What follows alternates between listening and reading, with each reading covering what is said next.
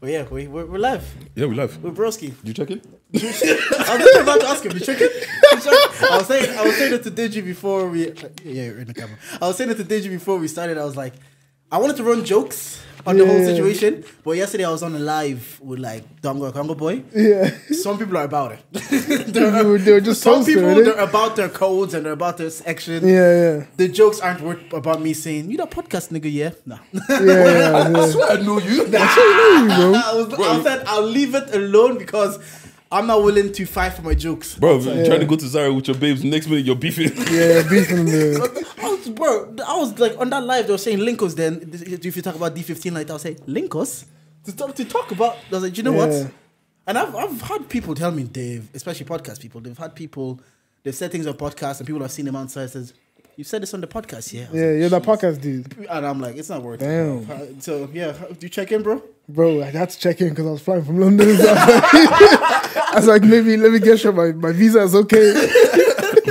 My GNIB. Bro, yeah, nah, I'm not going to say too much on it, but like, I've always had such an issue with black people like that. Okay. Yeah. I think that like, when it comes to like being on set and stuff, all my sets that I've been on, that have been either mine or someone else's company or whatever, the only issue I've ever had is when black people are on set.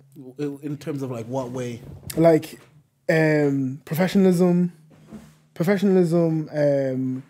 coming on time. What's the word for being punctuality? Punctuality. Yeah, just respect, knowing that there's a hierarchy. Yeah. They just it's not followed like.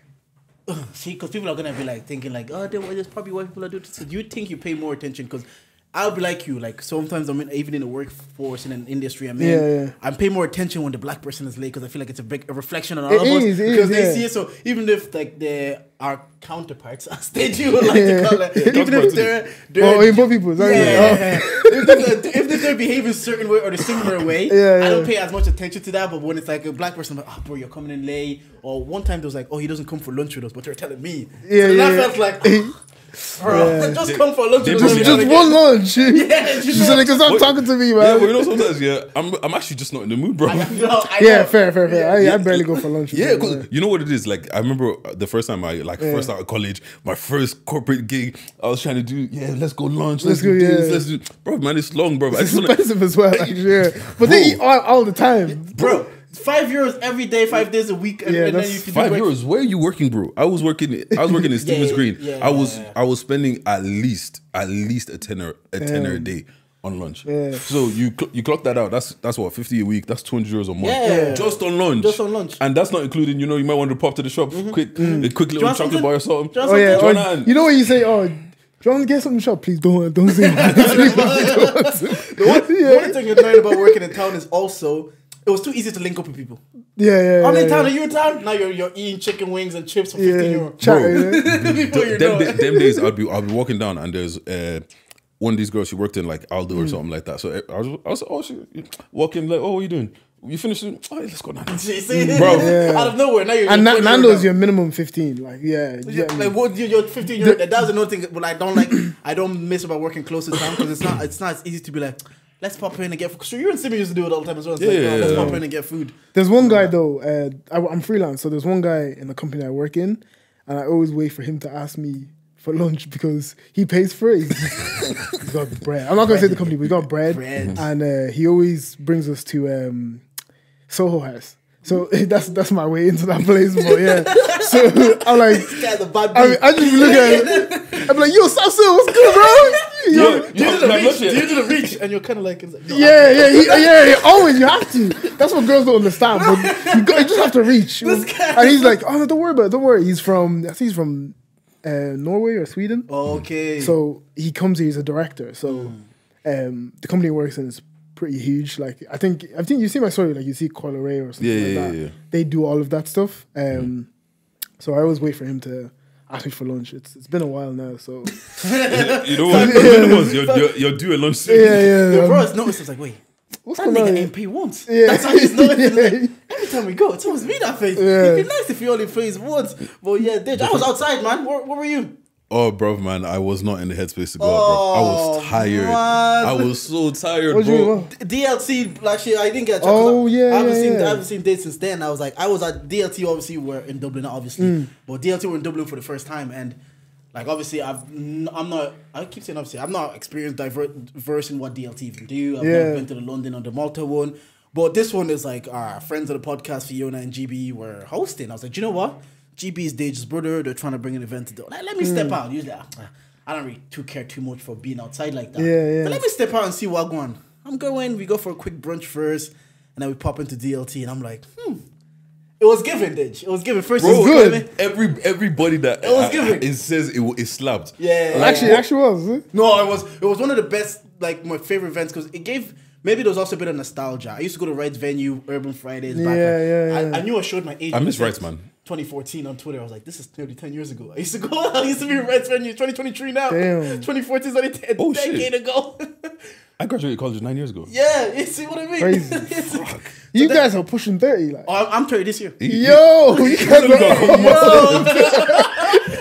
You don't know what's dead. You guys do, man. Well, yeah, just on DLT. Then you come in. People were punctual because everybody has the tickets at a certain time. You have to be here at a certain time. If you leave, you can't come in. I like that though. Yeah, I like that. That's very. There's downstairs, there's upstairs. Everybody's having a good time, and you start seeing the people that we used to go out with, working in the right state, and you start running into them. And All the people that have been in hiding for. Yeah, it's all love because you have to see people. First of all, there was COVID for 2 years, anyways, and these kind of events don't really happen within our community anymore. And there's no fights. There's good music. For me, anyways. I really had no complaints. It was one of those things. If they came back, I don't think I could do it on a weekly thing or whatever. Yeah. But the way they did it, if you make it in this guy needs time to recover now. Yeah, really? He'll be home by 11 o'clock, but he still needs three working days to recover. Damn. It was if you make it an event like they did with DLT Malta and everybody, you knew like, you know what, everybody's stepping out. No rowdiness, no messiness. One thing about going out in Dublin though, like Demi was right, man. What, you just see all your old You things? just see everybody's old thing is there. You're even looking at your friend. It's like, isn't that? Well, like your old babes in there. Yeah. Oh, okay. No, you're looking at people. It's like, isn't that? Yeah, damn. But other than that, it's But apart from that, immaculate you know vibes. one of the reasons why I didn't go as well? Niggas were paying for tickets, bruv. I had 3 tickets, sold all of them, bruv. Really? Yeah, what's called? I bought the tickets for what, 26, sold it for like 50. Yeah. Wow. Each. Damn. Why didn't you want to go? Like I wanted to go at first, yeah, and then, bro, man, I've just been tired. Like, and I just like it was the week after the live show. And Right, okay, for some reason, I completely spaced that it was that close. And bro, I was just tired, man. I just wanted to just chill and just do nothing. So, and then people were offering money for the tickets. Like people were really looking for tickets last minute. And I was like, the 150 that I'm gonna make is probably worth more to me than actually the effort of going. So I was like, Especially if you're not in the headspace for it already. Like if Simeon didn't have to make a whole day out of it and you dropped out, I wouldn't have gone either. yeah, see, Yeah, that's because the they thing. already made a day out of it. When you stop doing that, man. Yeah, I was like, and then there was even the part. There was a part because now we have to network and so I'm walking and like I see someone and I kind of look at them. And you know when you see someone, you think you know them because you've only seen them through a screen. So you're not maybe fully... you stare too long, and he's like, "You're looking at me like I'm an op." I was like, sorry. Then I get shy, I get nervous. I couldn't network. I was like, Bro, tell him come on the pod, bro. I had to run back again. I was going to my friend's babes. Looked at me. He's like, "Why you letting a man make you shy?" Yeah, it's good. That's another man making you I shy. was like, "Do you know what? You're right. I had to spin the block and then I had to do. But honestly, Michael, if I shout out like GB, Fiona, that's kind of what we need more to happen more, and people just go in and have a good time. So I just want to And say it shows that also like there has been a disconnect, so we can do it right. Yeah, do you get what I'm saying? Like, because I feel like we've talked about this on the podcast so many times. Like nights out in Dublin just haven't been slapping like that. So I can't relate. I don't actually go outside at all. At all? No. Where you living now? In London, so I live. You don't even go outside London? Nah. Why? I just don't have the time. I actually don't. this is a busy man, you know? I actually don't have the time. I'm not even like in a cocky way that I'm so busy. It's like if I'm not working like on set or something, I'm like watching videos or I'm like reading about something or I'm planning something else. So it's like how I'd feel if I'm dancing, enjoying myself, in the back of my brain, like you could be using this time right now. Because you enjoy your work, innit? I do. Yeah, I find that people that enjoy what they do, they find doing anything else is a waste of time. Not a waste of time, but like they could be making better use of that time because they enjoy what they do. You know what it is as well. It's like when your hobby is your job. Yeah. Like It is, you would be doing this if you had your 9 to 5, you'd come home to do this. Yeah. So now I was like, I'm doing this anyways. Like, I'm doing it, I fuck with it. Yeah. But actually, no. So I was, you know, TikTok as you do. Let me just play it. Waglets, my best mate has always fancied my missus. I've been with my missus for 11 years and I've known my mate for 9 years. He told another mate that if we ever split up, he'd quite happily jump in there and get with my missus. That was several years ago. I found out and I confronted him about it at the time and he apologised. And a few years went by and we are mates again. We've been going to Airsoft a lot. It's already made me not like you. However, recently, he's come round for dinner and my missus mentioned that I was supposed to put up a shelf about 6 months ago. And the prick asked where my drill is and then put the shelf up and then paid for a takeaway. The following week, we were watching TV, waiting for dinner in the oven. He asked if there is anything he can do to help, like taking out the rubbish, etc. Am I being paranoid, or is my so-called mate trying to show my missus what she is missing out on? Do you need to have a word with me or him? Yeah.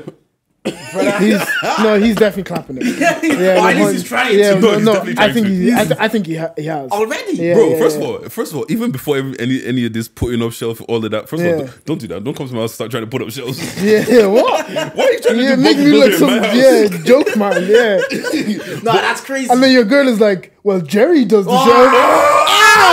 No, that's actually enough to end the friendship. Yeah, man. You're That's, pulling up in my house, you're doing, and then they're comparing me to.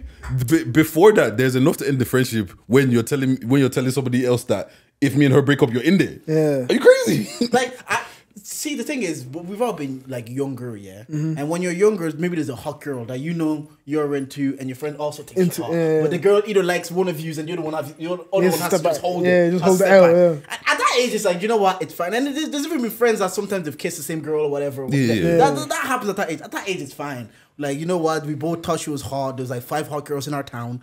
She was one of them. She happened to like you, broski. Fair enough, yeah. Spot. But at an age where I'm living with my missus now. What? Okay, you're so pulling up. what age do you think is like acceptable?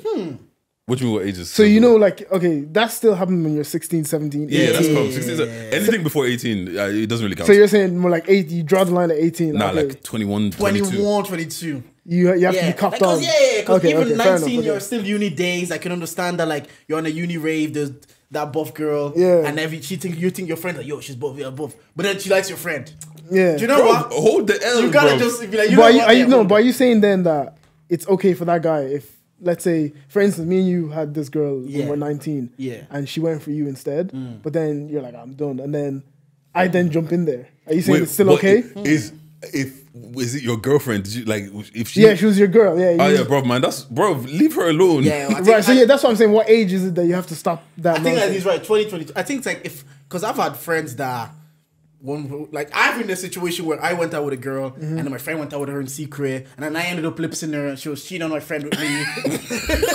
What? Yeah. What kind of entanglement is that? We're like 15. So I said, he's still one of my, he's still one of my groomsmen at my wedding, so he's still one of my best friends. So he's still one of my best friends. But like I was going out with the girl and he started going out with her in secret and then we're at a party, we're whining, like I think I told this at the live show. Yeah. And then she told me to come outside again. I thought it was round 2. I was like, yeah, I'm going in. And then I was trying to then I went to lips her again and she lips me again. She's like, I have a boyfriend. I was like, bro, but it's too late now. Yeah, it's too late. Like that doesn't sound like my business. And then she lips again and she says, you know him. I was like, then I stopped. I was like, I know him. Yeah. Like, yeah. Then she told me the name. Even after that, we both went up to the guy's house. I didn't believe her. I was like, no, you're crazy. I talked to the girl, went to the guys, we knocked at the guys. I was like, this is what she's telling me. Is this true? Because we just lips. Yeah. And what did he say? Did he cry or what? He didn't cry. After that, me and him even had a one-on-one. We just sat and talked about it. Like, yeah, because in that situation, same she girl. was trash. Yeah. We had a conversation. But that can happen at 15. Yeah. That can happen at 15 and the friendship can continue. Like right, so at what age is it? No, bro, I'm not having it anymore. Like, post-uni. Yeah, post-uni. Post-uni, man. Post-uni, you have to have the sense then. Yeah, because I think in uni it's still a bit messy. We're still a bit like young like everybody's young and horny. People have freedom for the first time, introduced to alcohol. I can be like, you know what? We could have maybe crossover in uni, but post-uni, 21, 22, it can't. I think the guys who do that after uni, they're dangerous. Yeah, of course. Yeah, those like, you know, you have let's say this guy's your good friend or whatever, and he doesn't get girls. Yeah. Guys who don't get girls are so dangerous. No, listen to what I'm saying. Yeah, I'm actually speaking facts here because let's say you're doing business or something together, and a girl comes into the picture. he's selling everything for that nyash. Do you know what I mean? He'll run you over for it. And I have a friend who recently broke up with his girlfriend. She ended it nasty. Nasty, yeah. Nasty, yeah. And the guy was kind of comforting her. I was like, oh, I'm still there for you. I'll make sure everything is okay. But like, you know what he did to your best friend. Like, I'm like, what? If you're my best friend, yeah, don't comfort my girl. Yeah. Not even best friend. If you're in my circle, don't comfort my girl. Yeah, don't go over, I'll be there for you. Why are you doing that for? I'm looking at the camera. Why are you there for? I know niggas that try to comfort my missus. My missus that are with me now. And I'll see those niggas at events and they try to spud me. That one, it's okay. That one, we're not even boys like that. We're interacting, we're interacting on the timeline. It's gay, I can change that one. Yeah. But if you're my friend, don't comfort my girl ever in your life. Let her cry. Let her sister comfort her. Yeah, you, my friend. You know what? Yeah, because like for me, there's only, I want to say there's probably 2 or 3 guys that I would ever trust my girl. Like I will put my girl in their hands and it's calm. You know what I'm saying? Oh, your brother is. Yeah, I know you're gonna say that. But apart from that, I don't trust my girl around my girls. Actually, maybe a quick question as well. Let me ask you this, because Taser was on another TikTok. He was maybe I can find it. He was with Margs and he was saying Margs.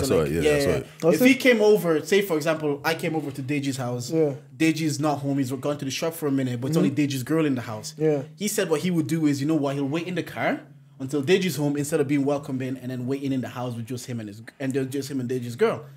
But then Mark's made a good point. Mark's like, so what are you telling me right now? You telling me now if I leave you in the house with my girl, something's gonna happen. Do you not trust this? Do you not trust yourself, or do you not trust my girl to be around you? Why are you going all the way in the car? Because if I'm with this girl and you're my best friend, you man's in theory, because I trust you. You man's in theory can wait 10 minutes till I'm back from the shop to go in this house. So I don't know, like what you make of that situation. What like, are you thinking about? Sides. No, I'm thinking about it because if I was the guy that, like, let's say if I came to your house and I haven't actually met your girl, I don't want to make her feel uncomfortable. Do you get what I'm saying? So I might resign to the car.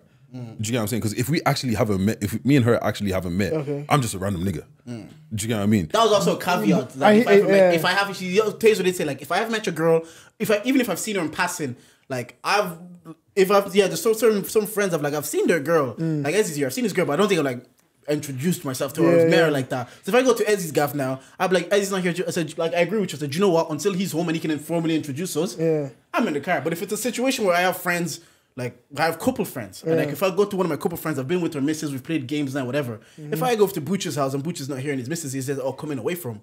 I might then be like, you know what? Because I've been around you, so I do understand this. Like maybe we don't have that rapport. So maybe I might feel comfortable if Ezzy's just in the back in like 10 minutes, anyways. Let me just scroll to TikTok. When he's back, he can introduce us. I disagree. Like that'd be like, for instance, if I had a girl and you came to my house, I'm like, oh, Deji's come to the house. Who's Deji? Oh, that big Stormzy looking guy. Don't worry about it. He's his old family friend.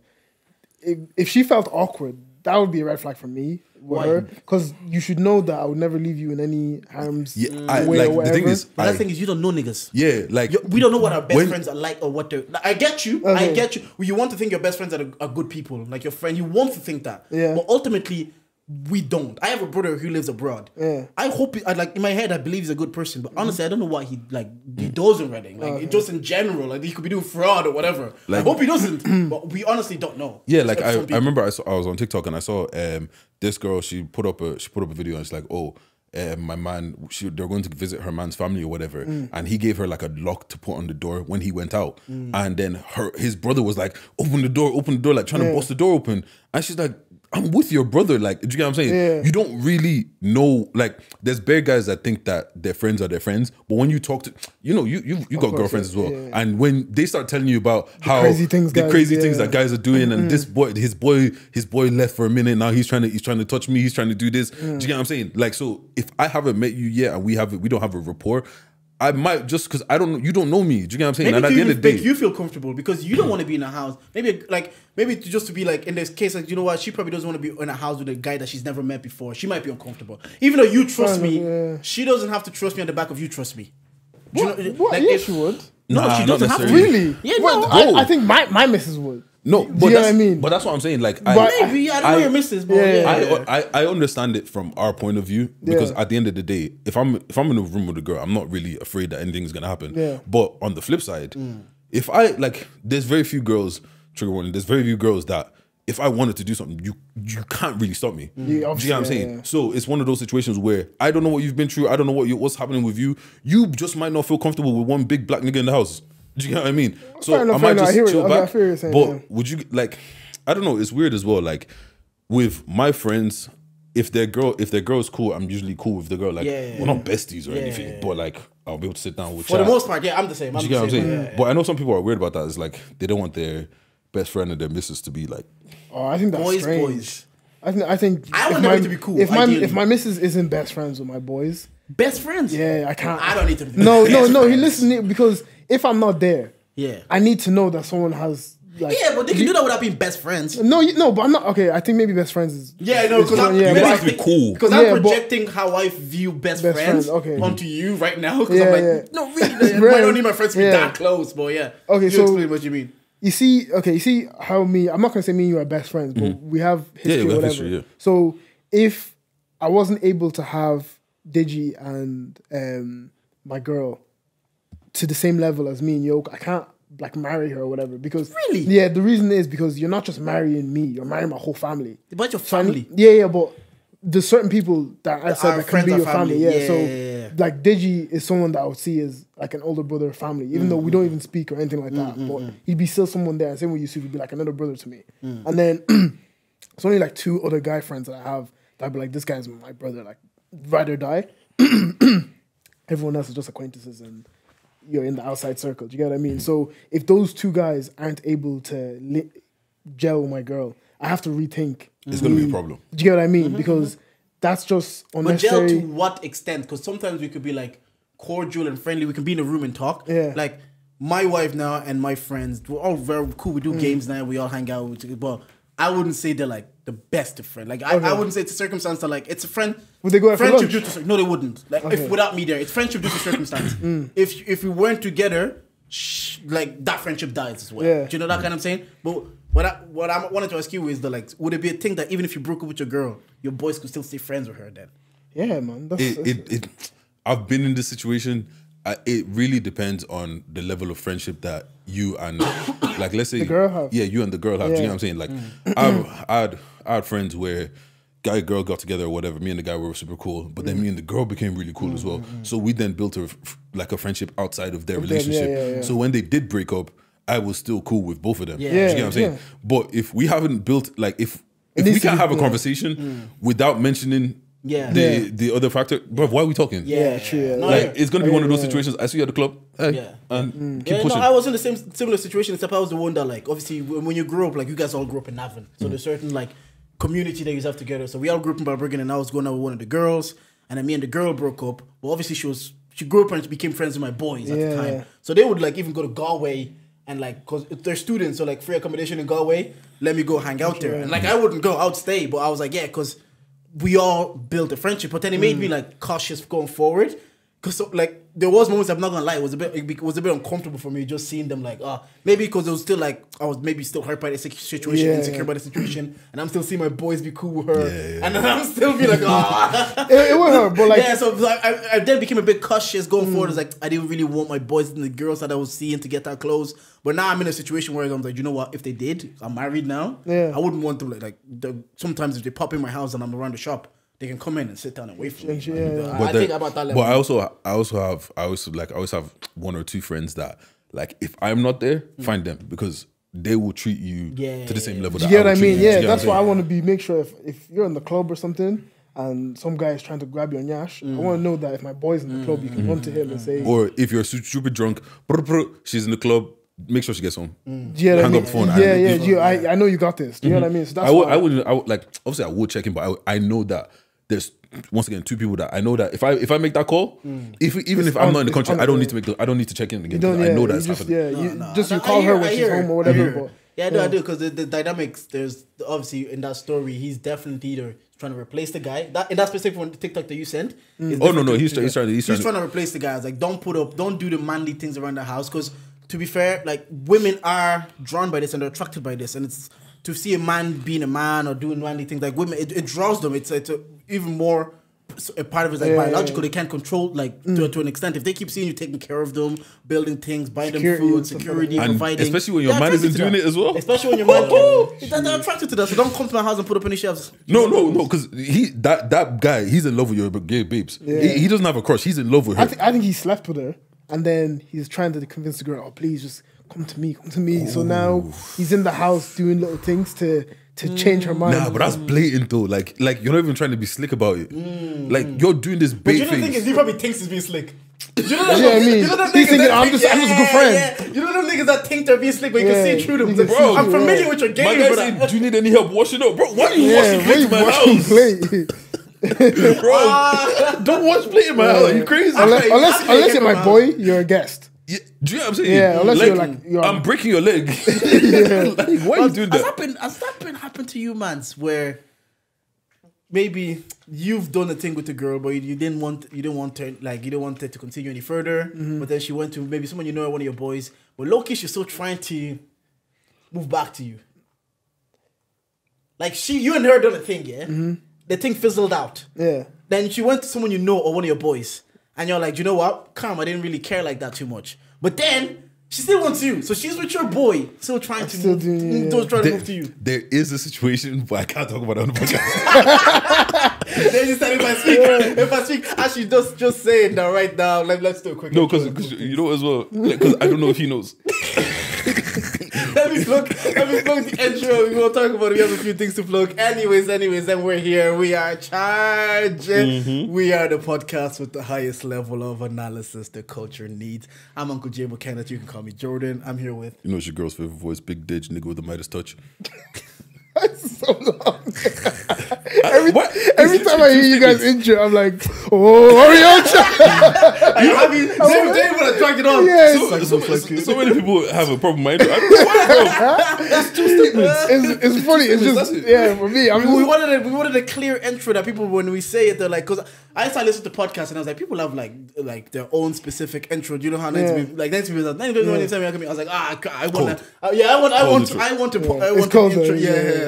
I want the intro for myself because sometimes they just introduce themselves. They're like, "Oh, who you here with?" I'm like, "Oh God, that's kind of dead." But you know what's funny? We didn't have a conversation about it. It just kind of happened. Yeah, it does happen. Yeah, when me and my friend had a podcast, it just ended up happening. But I was in the behind shooting. Introduce yourself first, brother. Oh, sorry. Yeah. My name is Oluwatobi Loba. But my friends call me Kenneth or Kenny. Let's go. Let's go. And I'm just catching vibes with the guys, you know. Yeah, you're behind the scenes though. Yeah, of the shooting their podcast, like because VP wasn't there, and you know the way VP wasn't always. He wasn't always on camera. Yeah. So they were doing the intro, so I was like, "Is Kenny Ken in the cut?" Yo, but they just stopped it right now. They just looked at me and said, "Okay, all right." But yeah. But you know what though? Every time we have a guest, we tell them to introduce themselves. Some people come up with some corny stuff. Yeah. Sometimes I love the intros because I love seeing Deji's reaction. Well, I think it was like OPZ. Oh, that was. I'm here to make your life easy. I just looked at Deji was like this. Man. I know. Bro, that was one of my all-time favorite recordings. Well, let me plug a few things real quick. As you can see here on the tables, the boy got Arome's candle. This podcast is brought to you by Arome Candles. You know the candles that make you get your girl pregnant. The candles that smell fantastic. You know where to get them. Arome Candles. If you buy 5 candles, you can get the 6th one free. You know, come on. Come on. Also, watermelon margarita. It's the one. Is this black-owned business? No, he's right there. White-owned business. Look, Irish-owned business, bro. Cool. Take a sniff, bro. They actually smell proper nice, man. It's not. We're not just saying this because Ezzy's in the room, but they're leng, man. They're leng. So you know what's called. We have last week. You saw the girls sniffing the whole episode. They were just sniffing the candles up. And what I was gonna say is, by this time the episode's out, you have to check us on every podcast that we've done. And we've done a podcast roll. Check out Bar for Bar. Check out what's it called? Get the Gist. Get the Gist. We're on that as well. Check out the pre-drinks. And by the time this episode's out, we're next week on If I Speak. Is that coming out next week? By the time this is out, it's okay. Yeah, so it's gonna be the Monday after this is out. Okay. Yeah. So check out If I Speak. We've also done Where's Your Head At. Go find that as well. We've gone on the podcast Irish Run over the last 6 months. I think we've covered all the blocks. So check us out on every single podcast if you haven't seen us anywhere. But I think there's one left to cover. Yeah. But yeah, that's needed. Who's that? There's these 2 girls.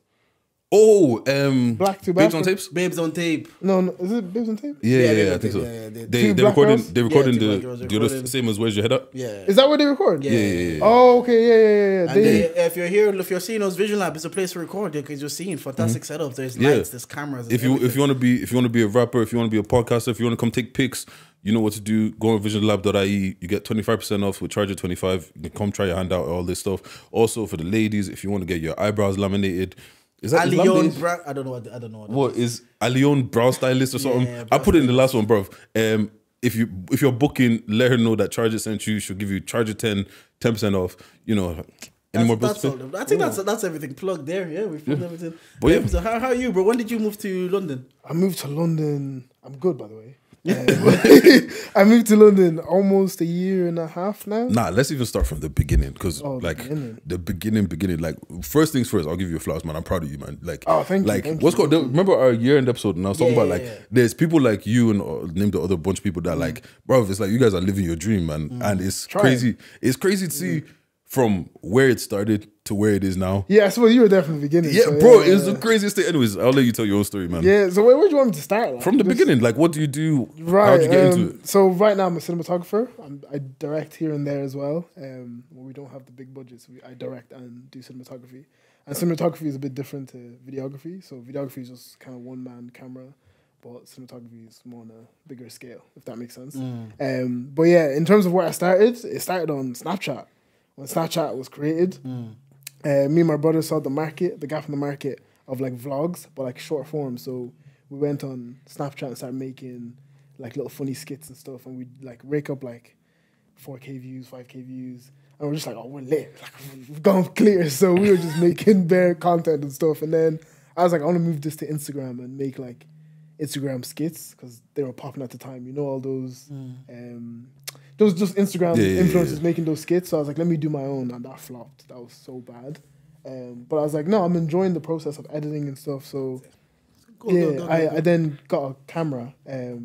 What he's shooting on, that was my first, actually no, it was an old crappy camera. But anyway, I got the A7 VI and started going to any barber shops, shooting bookshops, anything I can get my hands on to just shoot. So I was just shooting and thought I was the bee's knee. I was like, yeah, man, I'm sick, the best in Ireland, man.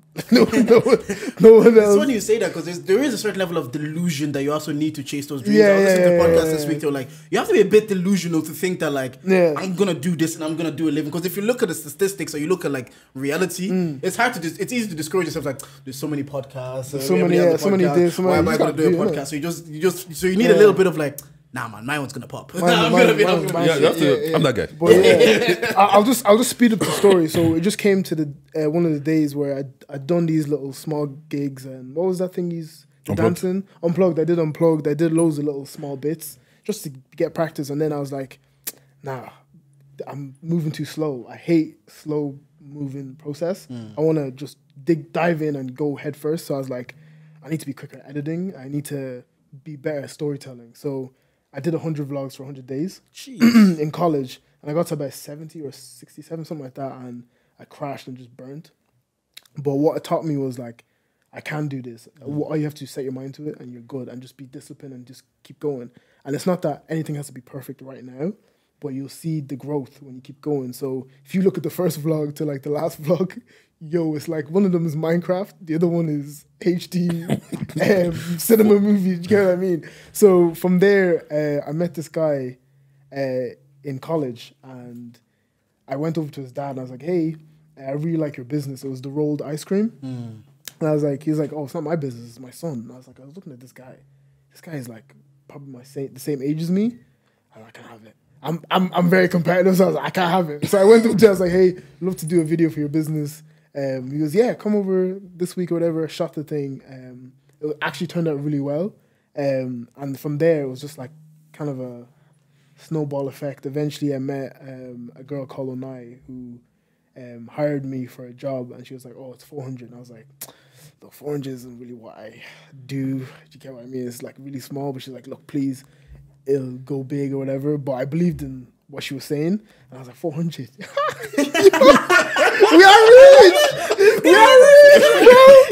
you get what I mean? I was like, we're rich. So we did the shit. We did it. We shot it, and it got a lot of good traction. Ended up getting funding for our next video, and then the next one happened. And then I was like, oh, maybe I can do my own funding. So I started applying for funding for myself. Got that, and then I was like pretty booked and blessed. At a certain stage, that was pretty. Yeah, there was a point where Kenneth's price went from here to. Yeah, I was pretty booked and blessed. Freelance, wasn't working any job, quit all my job, and I was living rent free in a friend's house as well. Everything was so happy and bliss. And then got a message that, oh, it's time for you to go. It's time for me to what? I'm staying here, bro. I was like, that message kept eating me. And then my friend was like, oh, I'm going to move to London. But I always wanted to go. Oh, you got it, like, not a literal message, but no, in in a message, in my head, yeah. So my friend was like, oh, I'm moving to London with a few people. And I was like, oh, London's just another Ireland. I don't want to go there. I was like, I want to move to Paris. But I was like, I don't have the funds or whatever to do any of this. But then I called my brother one day. I was like, oh, you know what he's like. You know what Steve's like. So I called my brother one day. He's like, yeah, man, I got the message. You need to go. Like, you need just some stuff over there you need to learn or whatever. And I'm like, damn, I'm going to lose all the connects. Going to have to start from the beginning in London, this big-ass city. I know no one. And I was like, I don't even have the money. How am I going to go? What? Like, I need at least $5,000 to go over to settle and stuff. From this to, yeah. I was like, look, Lord, I accepted it. I said, yeah, I'm going to go. And then I said to everyone, I'm going to go on this day. I just set the date. I said, this is the date we're going to leave. Regardless if we have accommodation, anything. I was like, I'm going to go. Then we're shooting that film that we got funding for. And I crashed into a wall. I fell asleep on the wheel. Crashed right off the car. Jeez. Yeah. It was a very scary experience. But a couple of weeks down the line, insurance gave me $7,000. I think it was like $8,000. And like, oh shit, I got the money now. Yeah, I'm breaking. I'm like, oh my god, my car, everything. Like, I don't know what I'm gonna do. I'm so like, you know, when you crash, I don't know if you've crashed before, but like, it was very scary, and it was more scared because there's a passenger with me. So if I kill this passenger and I live, I'm dusty. Like, I'm just gonna be so like heartbroken, basically. Anyway, $8,000 in my pocket. I'm like, cool, let's do it. So we just moved over. Didn't have a job secured. Didn't have accommodation. Just moved and lived in a hotel for quite a while. It was very stressful. Like, we were just in this box. Felt like prison. Just eating takeaway. Just. So wait, you didn't have family or anybody in London? No, don't know anyone there. Okay, Yeah, no. I just said, let me just Go. But as you know, my friends, she's a girl, and girls just stressing. Everything's like, I don't have a job. What are we gonna do? We don't have a house. But like, even though internally I'm still being beaten by all this emotion, it's like, I'm like, God's got it. Like, let me just leave it. I was like, there's nothing I can do. And then get a call, hey, you got a job working in this place. I was like, cool, nice. So start working the job. Ended up meeting VP from 90s Babies. That's how me and him are connected. And then I was like, bro, if you ever need someone to shoot at your event, just give me a shout, I'll do it for free. He goes, really? I was like, yeah. I'm thinking this long term, 10 times down the line, it's gonna pay off. So, that's I'll do free stuff. Still to this day, I do free stuff. Especially if you know where it's gonna lead. Yeah. And even sometimes I don't, but I always just do the free stuff. Yeah, because even not to go to your story, I was listening to Literal 90s Babies. The guy said he wanted to meet Richard Branson, and Richard Branson was coming to an event. So he said, you know what? Let me set up the chairs for free. Let me set up the chairs in this event. Because he said if I approached him and asked him, can I meet Richard Branson? He'll say no. But if I offer him something, and then, because he's like, this man, people don't want their time wasted. So if I'm willing to offer him something to take the load off his mind, then he'll let me meet Richard Branson. So yeah, what you said there is that time is so valuable, and also I don't believe in getting something for nothing. That's such a poor mindset. If you're out there seeking like, oh, come do my show, or come do this, and you're not giving any value back to them, you're actually a joke man. But anyway, we're sometimes guilty of that we don't like asking people for like you should. Sometimes we should. Yeah. Like sometimes we should just sometimes we're like we should just ask people for things, but sometimes we're like we have that mentality like I just don't want to ask of something without me feeling like I'm offering something to you. As well. Like I was thinking about that the other day. Like obviously, you know, your brother calls me to take him to the airport sometimes. Yeah. And like when it's my turn to go to the airport, I know I can just be like, yo, you just come get me. But I just like, bro, let me just get the bus, man. Like, we're both because we should have just asked. But we should have just asked. But the thing is, I know for a fact. The thing is, I know for a fact if I called him, he'd be like, yeah, sure. I know for a fact, if he heard you say that, he'd be pissed. He'd be Oh, like, bro, what are you doing? Like, I fair didn't say direct. that exactly. Yeah, I know it's he'd be weird. vexed. I find it weird asking for things. I That's don't know. it. What to hear say. you. I'm hear the you. same. I'm the same. But yeah, continue. But fast forward, I was working in that place for a while and had 6 months contract there, and I was looking for other jobs. I got a job as head of video in this company. I won't say the name, but got to work with like really cool chefs. Gordon Ramsay. Oh, man. Kenny Tut. He did. Is that an act for Gordon Ramsay? Sorry? Is Gordon Ramsay, is he acting? He's nice, bro. But he's also very like, you turn the camera on, he gives you a line. There's no take 2, take 3, take 2. Is the only reason you're doing takes is for safety, for coverage. Yeah, so if yeah, we're doing one shot here, they'll do another one, do it just for coverage Yeah, of the can edit. you- yeah. But as soon as the camera's on, he's got his lines, everything. There's no, it's like, you know the way he talks is like very much, he's just on it. Yeah, well, you know, that's just years and years of practice. Years, of course, but he's on it, and he's very passionate. What I've seen with chefs, they're all very much like what you see on TV. So he is a nice person when he's outside the kitchen, but when he's in the kitchen, that's his passion. And I understand when I'm on set, like I want to curse people out, but it's not my nature. Yeah. Because if you're messing around, don't mess it. But anyway, continuing the story, I left the that place and went to a different company. So I've worked 3 places, and then finally I was like, I need to take the leap of faith. I'm not happy, and I hate film now. And I'm like, why do I hate it? It's because I'm working in these like corporate places. Yeah. So I was like, I need to just quit my job. So quit my job, went freelance. A good month and a half, no work, no nothing. Then my friend hit me up and said, hey, there's this short film, we can get you on as an AD. So I'll take it. I took that, and then I remembered when I was working about a year ago, I met this guy on the train, and I was like, hey, I'm telling the story wrong, but I was talking to my friend. We came back from lunch, and he was like, oh, I really love serendipitous moments. And I was like, serendipitous? What does that mean? And he was like, oh, like happy mistakes. Happy coincidence. Yeah, that. And I was like, that's a beautiful word. And my vocabulary sucks, so I was like, I'm going to start using that. So That's then, what you have to throw it in today. But yeah, me and my friend were coming back for lunch, and we're on the train, and these 2 guys were drunk, and they were talking about the Trinity 2, and I was like, what was that? And they were like, yeah, we had it on set, and it was like this. So I whipped out my phone. I said, Trinity 2. Oh, Steadicams. Those like. So I went. I was like, oh, you guys talking about the Trinity 2? They're like, oh, you know about that? I was like, yeah, man. Like, I can't wait for it to come out. And they're like, you Steadicam up? I was like, no, I'm not. but I'm just came here from London. Like, I really love the craft. He's like, look, if I ever have anything for you, I really like serendipitous moments. He said that to me, and I was like, this is a sign. He just said that word, and nothing happened after like 3 months. And I get a call one day before like I was leaving my job, and he was like, hey, can you come in today? We can't pay you, but like it's I said I'll give you something. I was like, yeah, of course. Told my job I was sick, went to the place, and I worked my ass off, bro. They were like, can you get waters? Sprinted to the shop, went back. Yeah. They're like, can you get the food? I was like, they're like, oh, it's like 50 minutes down the road. Can you drive? I was like, I can drive, but I'm not insured in your car. He goes, okay, fair, I'll go. I was like, no, don't worry, I'll go. Run back with Nando's, sprinting. And then at the end of the day, they were like, bro, like, we've never seen a runner like that. And I was like, oh, I'm not a runner, I'm actually a DP. I just wanted to work with you guys. You seem like really cool people. And they're like, cool. It's like, if you ever have anything else, we'll hit you up. Nothing again happened for about 6 months. And then this guy calls me up and says, hey, there's this music video for this Christian artist. And I was like, oh, wow, I'll do it, definitely. And it was €75 for 2 12-hour days. So that's nothing. But I was like, I'll take it. I'll do it. So I did it. I'm jobless anyway. And I did that job.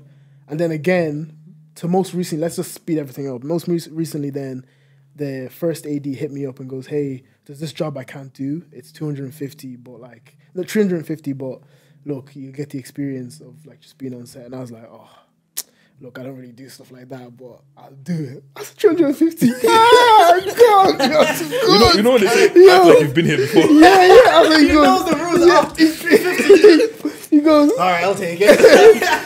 he goes, it's for J.O. And I was like, he goes, You know that song? EXO, when you feeling me? Yeah, that was Dio. And then I was like, I don't know this J.O. But anyway, I went on set, and on the set, they were like, okay, Kenny, what are we shooting first? I said, what do you mean what we Why are you shooting asking me? first? But I'm the first AD, it's my job. But I was thinking I could just bluff my way through this whole day, collect my 350 and go home. But I remember I was on a short film when I was broke, and the whole time I'm very observant, so I can see what this guy's doing the whole time while we're having this conversation. It's just a gift God given me. So I remember I'm doing my job on set, but I'm watching the first AD the whole time, and that was the reason I was there. So I was watching all the things he was saying. He was a nice person, but he was very stern. He was like, do this, do that, do that. Then I don't know, something just flicked in me. I had a prayer.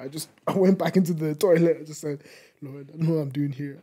Obviously, I can't bluff my way. I need help. So I don't know, that moment, the Holy Spirit just took over me. I was like, okay, guys, we're going to shoot this, shoot that, shoot this. Ended up like rapping 30 minutes before we were meant to finish. And they're like, whoa, bro, like, we really like you, whatever. And then from there, I'm just kind of like their first AD that does the shoots. And just kind of rolling. Snowballed. I did a shoot with Porsche, Coleray. I'm just like kind of name dropping now, but yeah. What's called Brown Thomas? Brown Thomas. But that's just kind of that's my story. That's kind of cool because I was listening. There strikes me. Sorry, it was so long, by the way. No, it's a podcast. Like literally, we have time. You talk on the podcast. Sorry, that kind of strikes me as a guy that like you take opportunity even without knowing where exactly it would lead, you see, like, you know what? It's an opportunity in doing something I love doing. So I'm going to take that and then go for it rather than saying, like, is it paying me? Because you say you've taken jobs for free. You've taken 12-hour shift for €75. You've taken, now you're name dropping people. So that's kind of, to just see the progression of, okay, I was in Dublin. It always strikes me as like, when is the moment that people have the, like, you know, something flicks in your head is like, I want to do this, or like, I'm going to go all in for this. Because I know with the podcast, I was talking about it with Digit the other day. I remember listening to Brilliant Idiots, and I was driving listening to Brilliant Idiots. I'm like, this would be so cool to do. Like, I remember like just the moment, and I was like, oh, that'd be cool. So when the chance to do Charge to the Game came, I was like, I've never listened to podcasts except for one podcast. So I was like, I don't know. And I did the first podcast, then I was like, the minute I did it, I was like, man, it slaps. That's awesome. That's awesome. Just take. So like, when was that moment to you on Snapchat? When you're like, oh, no, it was. I was actually like a pardon my French, but a pussy-o. Like, I was not able to talk to anyone. I don't think you met me. Maybe you knew before, but like, I think obviously being in, you know, like I was in foster care. So I think obviously being in foster care, that really took me into my shell. So I wasn't able to talk to girls, not to barely guys, and then black people. That was a whole different ball game because I was surrounded by white people for the second half of my life. So, from like 13 to the rest was white people. So it was like very tough for me. And I think we always have it in us that like, I want to do something. And I don't think there's a moment of, I don't believe that there's a moment of, oh, I'm going to do it now. I think it's just, you've just had enough. I'm going to do something. You know what I mean? But sometimes it is. Sometimes when your back's against the wall and you have nothing else to do. But like, so it's like, either come out swinging or just take the beating. And it's one of those things about like also just trying. Like, because the thing is like, bro, when you're not getting paid to do 100 vlogs in 100 days, I mean, bro, it's long. Like, bro. Especially you got college, you got your 9 to 5. You come home from your 9 to 5. It's like it's tiring. Do you know how annoying it is? I just close one laptop to open another laptop to edit. And it's 5 a.m. in the morning. I found out as well in the last 6 months, especially, it was like it's so hard to work hard at something you're not passionate about or you don't care about. Like, I understand why he was like, I was doing corporate gigs. I always say to my brother, like, there's no corporate gig I can enjoy. I support Chelsea Football Club, but if I was working in the corporate side of Chelsea, I just wouldn't enjoy it. I just know, like, even if you're working for Chelsea, no. Whereas I see Savage Dan, for example, he works in like the media side of Chelsea. He gets to talk to Chelsea players. He gets to like, you know what? That's what I like. So there is, especially when we'd have a bit more traction over the last 6 months with the podcast. People have like seen it, and it's so easy to just say like, okay, we're recording 3 episodes this week. This needs to be edited. We need to do merch. I can just be like, you know still what? hard though. Yeah, it's and you're still like the effort, but you do it because I can just lock in better. Whereas if I'm sitting in my office, I'm like, this needs to get done. This needs to get done. You don't know how many times I don't care. My work laptop is here. I'm editing here. They're pinging me about work, but bro. You're like 2 seconds, guys. Bro, like that happens so many times. Like, oh, like I might not have edited. You know, sometimes in the morning I won't have edited a clip, and it's like Jordan's like, this clip needs to go out today. So I'm there. I'm on it. You know, move the mouse. No, like 100%, because I've never, like, apart from football, but I played football when I was young. In my adult life, I've never had like a hobby or passion that I'm like with football, I could go play football Tuesday, Thursday, Saturday, Sunday. Like I just played football 4 or 5 days a week, and it didn't feel like I was playing football 4 or 5 days a week because I love doing it. But in my adult life, I never really had like a hobby or a passion when I'm like, I just love doing this. Somewhere along the way, I just stopped enjoying football. I have side passions because I think although you do love doing what you do, you can get tired of it. Yeah, of course. So like I have chess, I have gaming. Yeah. Anything in you need everything in moderation. Yeah. The point I was just making, it's way easier to work hard as something that you value or you want to see progression in. Whereas sometimes you're saying like it's like, man, I'm doing this. I have Excel sheets here, open here. I have this something here, but I just can't work hard at it because I see people in the office. They're really working hard. They're about it. We love this job. You care? But you know what it is, yeah. Some people are just so comfortable with getting their 50K a year, having the 22 holidays, being able to book 1-2 holidays a year, and for them that's all they want. And you know what? I'm not gonna lie. Sometimes I'm low-key jealous of those people. You know, like because it's just. Do you know how annoying it is to be ambitious? Yeah, true. I get like what you mean, you're sitting there and it's like, even if you're like right now, I'm in a good job, things are going well and everything. But I'm sitting there and I'm like, bro, I don't want to fucking do this shit. That's what I was gonna say. It's like I could probably take the 60K a year, the 20. If I would be more okay with it doing something I love doing. If we were doing this and they told us you're gonna podcast, but you're gonna get the 60K a year, but you're only gonna get 25 day annual leave. I'm like, I'd be more okay with it. Oh, bro, that's like, you know what I mean? It's not that. It's like. It's not that I wouldn't be okay with that. It's just what am I doing to get that? Would be like I don't. That's what I weighed up. I was like, I'd actually rather be a bum searching what I want to do than have, because I had a really good job. I was getting paid really well for someone my age. So I was like, I'm happy with this, but I was like, I can stay here and continue to get that extra 1K a year, or just see what. I wish we discovered podcasts a bit younger. Yeah, but like when you were in college, when you started to film. Yeah, but I think when I realized that you can't be a sissy anymore. And I just tried everything. So I did clothing brand, I did YouTuber, I did podcasting, and then I was like, all of this is fun. But I was like, I don't want to spend my time doing this. But I can just be like, let me put all my effort into podcast. Like not yet. Obviously, we hope we get to a certain level where we're like, you know what? We earn, even if it's a base of like, you know what, Dage, we're on 40K a year, let's give this a year. Like, let's just go all in. And if it doesn't work, we could always go back to the corporate jobs. But for now, let's just go all in until. So I wish maybe if I did it a bit younger, because now I'm at a stage where I'm like, I just can't be like, let me go all in on the like the thing is, if we were podding why not? In college, I'm married, mortgage. I just can't. There's bills. I can't do certain things. No, I don't agree. Like, oh, you don't agree? No. So you think I should just leave my 9 to 5? That's how I put my. I would never suggest that. What I'm saying is, if I was you, I would. Okay. If you're saying this is something that let's say you found what you love to do, and this is it, and you're like. Because podcasting bring you on TV and bring you on this, but podcasting and interviewing and chatting is what you want to do. I agree. I would give it up, and the reason I'm saying that is because, I was like in London. I was like, oh, I'm happy I had this job and stuff, but like I felt like I wouldn't say depression, but I felt something like that's on my chest, and I'm like, even where you're saying you're doing Excel sheet, like, oh, I don't want to be here. Yeah, that eats away at you slowly. 100%. So 100%. I hear you. Making that jump of okay, this is what I want to do. If I do, I need to do this. If I don't make money doing this, I'll die. So let me just go all in. Which, in actual fact, it's like work just comes. Then it's like you've burnt your bridges behind you. I hear you. So it's like you've no return. It's fight or flight. Yeah. Like, basically. Yes and no. Yes and no. It works. Do you know what I'm saying? Like, you know what it is, yeah? I feel like some people, there's a point where you make that decision, right? Okay. If you're not doing all you can do while you're working that 9 to 5, don't quit your 9 to 5.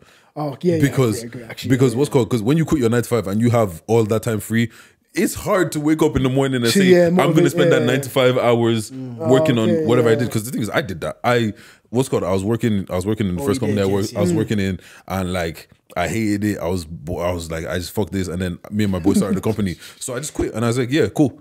I'm doing the company thing, and that was it. And like, obviously, it didn't work out. We didn't do enough. We didn't plan enough. We didn't do enough. And like, once again, like I said, I didn't wait to reach that point of like, okay, at this point now, this is taking so it's much detrimental to me to be at work that I need to leave. Do you get what I'm saying? So like, it's a calculated risk. Whereas for you, that makes sense. You were already at the point where it's like, my 9 to 5 now is actually just stopping me from doing more of what I Oh want no, to I do. agree with you. Yeah, guys, listen to what he said. No, actually, and the thing is, I don't think you're actually wrong. I actually agree with parts of what you said. I think there is sometimes you just like you're saying, do you know what? If you're gonna be depressed doing what you do, everything, just dive full in and try to make what you're doing into an actual reality. That point, like 100%, I agree. And sometimes I think it's like what I enjoy doing right now. I feel like it's not at the place like you do photography, videography, and that industry has existed maybe a bit longer than podcasting itself. Like I always tell Dij, podcast has really been around for 5-8 years. Like maybe you've been listening for about 4 or 5 years Since 2015. Yeah, 7, 8 years most. Sometimes I feel like okay, I'm seeing people quit their job to do full-time podcasts that I've rated for years, and they're like only this year they're like, oh, we've quit our job to do podcast full time, and I'm like, okay, so maybe this industry as a whole is getting to that stage now where you can monetize it. Whereas I feel there's certain industry like videography, photography. We've been watching movies, and you've just found a way to like short form content. That's what it was now. The TikToks, the Snapchats, and the short movies, and you saw it, and you're like, you know what? There's a market for this. But the industry existed. Whereas sometimes I feel like this particular industry, I know what you're saying. There's interviews. It's being built more so and more. Some people. So I would also think like calculated. It was like, okay, just think about it. Calculated. You're doing this. You want to do this for a living. How feasible is it? You're seeing podcasts who are like flying. Like you think they're flying, but even them, they're doing other jobs, side gigs to just maintain. So why not me as well stay in my job and then grow this brand? Because very rarely do I see that like, oh, they're podcasters and that's all they do. Like most podcasters, even they do like event planner, even like the Tasers and Chucky. I think the DJs, event planners. I think one of the girls on the receipts still has a 9 to 5. They use all of them, one of them quit. Yeah, but like you can, because the thing is, at the end of the day, like I know the podcast is hard work, but it is very, very, very possible to do the podcast and a 9 to 5. I agree. We show up once a week to talk, so I just think that like if let's say for instance, but I do agree with your stance. Yeah. Like obviously, I'm just using 90s babies as I think some of them are still working, but I'm not sure. But they have like about 5 different videos that come out each week. Yeah. So like, if they stopped working. They all stopped. They all stopped working. Yeah. Oh, okay. They said on an episode. Yeah. Right. Okay. But yeah. So for instance, let's say you were like, okay, we're getting good traction. Yeah. But the only way you can get more traction if you have more content. You know what I mean? So if you're like, I want to. Like we want to be making more content. Yeah. The video that you're already struggling to get out or whatever, you now have to make like clips and stuff, and and people think it's easy. Well, you don't know what's going on back here, but like they don't know the pain of recording the whole episode and there's no audio. If you're like, oh, we're putting 2 episodes out a week, and then we're putting out like short form content, it's a lot of time. So that's what I'm talking about. No, I understand. Trust me, me and Dij have done that. It's just about then finding the time and plus you've lost the guy as well. Do it, But no, it's fun though. So it's actually fun to hear your story. But even listen to your story, it's like there's a lot of like God got me, a lot of fate, man. You just leave things in the hands of God. Always, man. Bro, no. Fair enough, man. Bro, there's not a day where I'm like, this is my own accord. I'm even the Brian Thomas shoot that I did, I pride my hands, but I crap you not, I was shooting the video and I had no idea what I was doing. I was like, this is so above me. I don't know what's going on. Someone saying, should we move the light? I say, yeah, move it. So a lot of it is faking it though. A lot of us are just here. Like when I'm in the office, because I'm like, I was new, so I didn't have the knowledge. As my knowledge is catching up, I'm like, so we're all faking it. You don't know how to use Excel. Bro, I don't believe anybody's proficient at Excel. Bro, I use Excel every day. That's his YouTube channel then. I don't believe there's only certain people that, and there's the ones who make the YouTube videos. That's what I said. Nobody's proficient at Excel. I'm not gonna lie to you. Some of the, like, obviously because in accounting I use Excel every single day, right? Okay. Bruv, some of these managers, these guys are doing formulas that are 3-4 lines long. That's what doesn't make sense. It's what's called, it's taken from this sheet. There's this macro that's, you click it, it does all of this. I'm like, bruv, like if that is what proficient at Excel is, no. I'm not that. Proficient if you can do sum equal sum. And then you don't forget the bracket. That's like I was like, what am I not doing? It is very much faking it. Even on the set, like I'll tell you a story. It's just on the set, the camera was set, ready to go, and I was like, oh, let's change the lens. So we changed the lens to like a tighter one, so it's nice, close up to the face, nice and soft. And the screen's black. My monitor is black, the client monitor is black, and the kind of crew monitor is black. And I'm looking at it. I'm doing this is what I'm doing. This is what I do. I go, yeah, let's change the light there. And in my mind, I'm screaming. I say, why is the screen black? The camera's on. I don't know what I'm doing. God, please. I'm praying. To me, it's like an hour has gone by, but obviously it's been like 2 minutes. But the thing is, everybody else on set thinks that you have a clue what you're doing. Everybody's trusting you that look. Wait, let me. Oh, you're not doing. So I move closer to like start examining the camera while looking around, and I'm like, And I was like, okay, cool, guys, you ready to shoot? Everyone's like, yeah. Took the lens cap off. The whole time the lens cap was on. I was scared. I was like, I don't know what I'm doing. But yeah, it's also like, especially when you're under pressure. Yeah, those little things you're like, oh fuck, I'm probably kid. Oh yeah, shit. I did too. It's like when you're looking for your keys and you're stressing, like, what the fuck are my keys?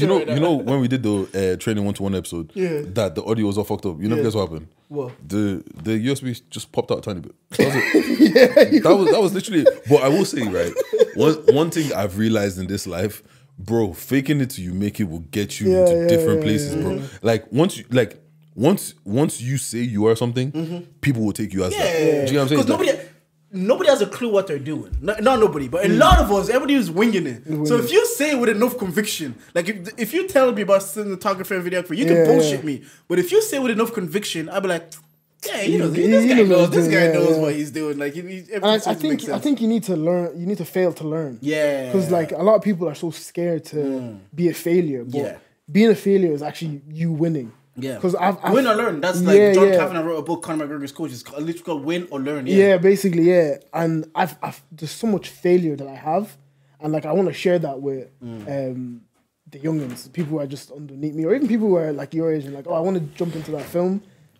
place, and we do that. But there's so much failure that I have that is giving me the success, and I think the more you fail, the quicker you get better. But people don't see that though. They just see you winning. They just see you like, oh, Porsche, oh, Coil Ray, oh, 90s babies. They're seeing that. But they're not seeing like, I didn't have work for 3 months. I did shoes for 75 euros. I did shoes for free. They're not seeing that. So it's sometimes difficult for them to be like, oh no, you need to fail. But they're looking at your life. I'm like, man, you're this winning. guy has it's it easy. for you. But you know what it is as well. I feel like Instagram is a big problem for that as well, because people don't actually realize how long it is in between posts. Like they'll see Brown Thomas, then they'll see Porsche. And that might be 3 months apart, but they only see, oh, Kenneth's doing the craziness. He's doing this, all this. But it's like, bro, you don't know that I was 3 months in this hotel room just thinking, what am I going to do? Chicken chips, where's the next job coming from? And I like that you said that you want to pass on knowledge, because people get to a certain point when they've made it. I'm like, whatever perception you have, they'll feel like I'm on a different level. I'm in certain rooms. And then they have crab in a bucket mentality. They don't want to share that knowledge. I won't anyone, but I have serious issues with black people when they talk about that. When they say they're going to do stuff, and then they don't. Like, there's a lot of people who have said that we want to help the youngers and help the young. I'm like, I've not seen that. Yeah. You talk a lot of whatever, and I'm not trying to beef anyone, like whatever. You do what you want to do, but you've given me your word of, yes, I'm going to bring someone. So if you were like, I'm going to start bringing one teenager to come in and just watch you and how you set up, and then just please don't come. see that. Yeah, I mean, please come. No, we would love to bring in someone that we can train. No, I get what you're saying though. Like you act like you're about it, but you're not. You're not. It'd be easier if you didn't say you're about it and you just went about your business. So I do hear that, because there is people also that you'll see that, like, if I was in these rooms, if I was in this situation, I'll bring someone up. I'll bring people up with me. But then you see them in those situations, you're like, you're enjoying. It's good you're enjoying, but don't say that was your intention. Like, I'm not mad at you for enjoying, but don't be like, then you're setting expectations. It's essentially what happens to like pastors. You're preaching now, because when you fall, we judge you more harshly because you're preaching. But if you didn't preach, we don't want to say that. Nobody was saying anything about that. We try and bring on. We have a short film this weekend, and we try and bring on. They don't have to be black, but we try and just bring on people who are younger or whatever that want to come in. They don't even have to be young. Imagine you just said, hey, man, I want to be on set. You'd be like, cool, we'll give you €50, pay for your travel, pay for your food, and come on set and just learn. Okay. And just ask questions. But as I was saying earlier, that we've had issues with having black people on set. Like, we've brought people on and they'd be like, yeah, I'm passionate about this, whatever, and then they tell you last minute, oh, I can't go. I'm like, why? Oh, I just...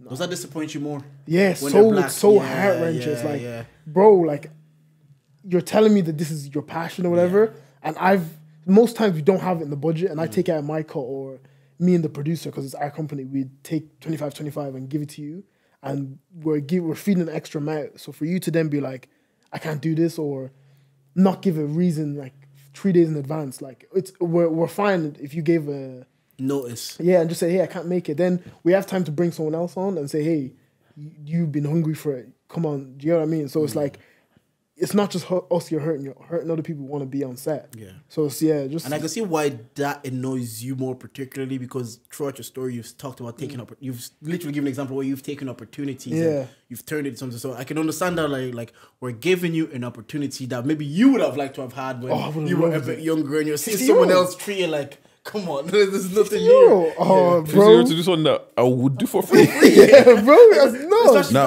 Sorry, did no, but it's weird. Like, I feel like there's a lot of people that sit here and they say that, oh, I want to do this, I want to do this, and when you throw out the opportunity to them, like, for me, when I had the company, and one of my things is I wanted to help, like, my people and like people that I fuck with and all that, get jobs and like get experience and all that kind of stuff. And there was one dude.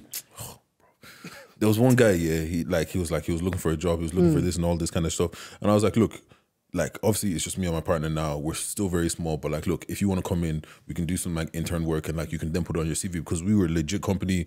We had we had everything. Do you get what I'm saying? So like, if you just said you worked with us for 6 months, you've got 6 months more experience than the next one. You're looking for entry. This guy just never showed up.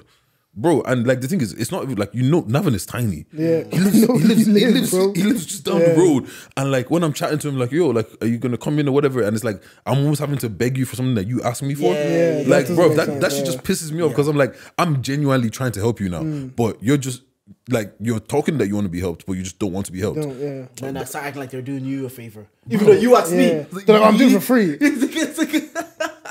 You're looking at them like, bro, you free. It's okay. Like, next time, next time you look at them like, ask me again next time. And then it's like, a lot of it's networking as well. Imagine now you didn't show up. The next day is like, what's he like? Oh, he didn't show up on the first set. Yeah, and I wouldn't say that, but he's blacklisted for us. Like, he's not. We're not going to bring. I understand that. What would happen? But if he'd gone on that set, there is a award-winning gaffer there.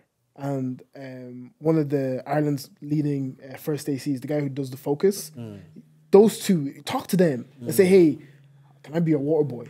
That's you're sorted. If someone else sees you, like, I'm just thinking, like, bro, are you actually like thinking about what's going on? Like, but people just want to come in at the top level. That's what I was literally about to say. People want the result and don't want to put the work in. And they don't want to see that, like, okay, I have to go. And they just they see you, they want to be you without doing what you did. They're like, oh, I want to be that, especially because you're black. You look like them, so like, oh, I want to be him. But then you're telling them like, no, this is the path I've taken. This is the process I've taken. They're like, if I said to you, give me a combo stand, you don't know what I'm talking about. How can you take my job? Like, he said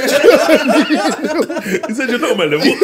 Like, and it's not even like a flexing thing. It's like you actually physically don't know the names or the reason why these lights are here or why I'm doing this. Sorry, no, go on, you go on. Go ahead. No, like, and even on that, it's like they think that you did that thing, because you know that that's why you have the job. They don't realize that, because even on the way here, they're like saying like, some people look at a comedian, he does his shirt topless, and other comedians look at him and be like, oh, he's a topless guy. People only like him because he's topless. It's like, you take your top off and see if you'll have the success that you have. They don't attribute your success to one thing. Then you do the one thing. If that's what it is. He knew them man before. Like, come on, they like him anyways. But they don't know this connection. Like, he knows VP. That's why people use mine as the foster care of like, oh, like, you guys, you said it too though. But not. I know it's not a nasty way, but they've used it as like, oh, you've never known hardship in like the black community. I was like, okay, whatever. Do you know what I mean? You don't know the sufferings that I've gone through. It's different suffering, but yeah. Do you know what I mean? What do you mean by that?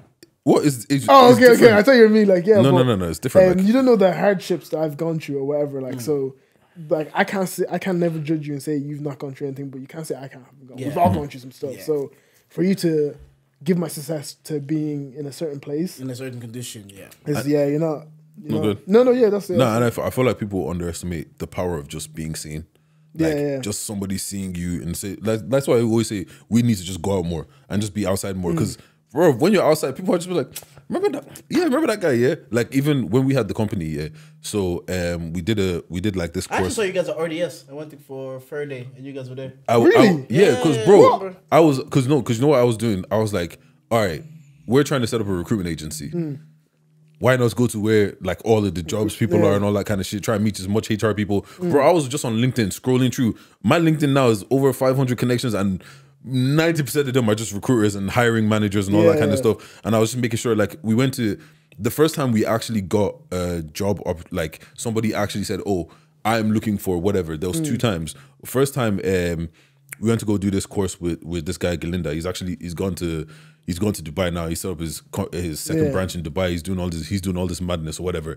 And through speaking to him, he just fucked with us because like we're young black, we starting our business, whatever. So he fucked with us. He's like, oh yeah, come here. And he knew somebody that was looking for an accountant, so he linked us up with them. And then the next time he told us to go to like one BNI, like one of these Irish meetings things or whatever. Bro, this thing is like 7 a.m. or 6 a.m. in fucking Dublin. But I'm like, you know what? You just got to be seen. Go there now, speaking to some woman that owned the recruitment agency, sold it for millions or whatever. And she's on the spot. She's like, oh, you know what? Yeah, I'm looking for such and such. And just by being around. Yeah, just being, Because the thing is like, bro, do you know how long it is to get up to go drive to Dublin at 7 a.m. when I don't have to? I don't have a 9 to 5 right now. But it's just like, just being outside and just meeting all those people and being like, and that's the thing, leaving that first impression. Like, you know when you're like, I'm not a runner, but I will break my neck today. Like, I'm not going to be doing bro. Because, bro, like, that's how people remember that shit. Like, people, like you always say, people remember how you made them feel. Do you get what I'm saying? And it's like that now, like, even for me, right? I got a new job. The guy that's blacklisted because he made you feel like... bro. Don't waste my time. I hate time wasting. I hate it. Bro, like, the job that I just started, like, a month ago, right, was just because... one of the girls I knew from ages ago, I referred her to a job and like we kind of kept in contact. And now every time she kind of moves, she's like, "Oh, if the recruiter asks," I was like, "I know this guy. Here you go." And then they hit me up. I wasn't even looking at it. Did the interview, landed the team, and it's like, bro, just being there sometimes and leaving good impressions will get you so far. I've come to the conclusion that in life that.